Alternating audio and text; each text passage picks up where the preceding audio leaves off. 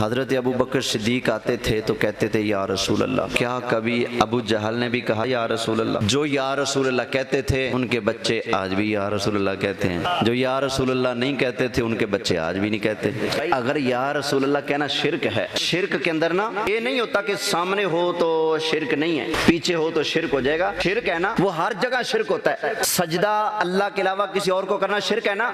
जिसको आप सजदा कर रहे हैं वो सामने है तो भी शिरक है, अगर सामने नहीं है तो भी।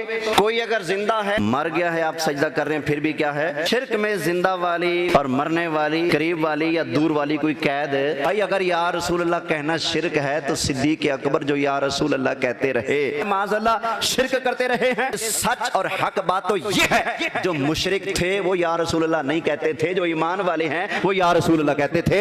ईमान वालों के बाल बच्चे आज भी या रसूल अल्लाह कहते हैं, मुशरिकों के बच्चे आज भी या रसूल अल्लाह से चिढ़ते हैं, या रसूल अल्लाह नहीं कहते।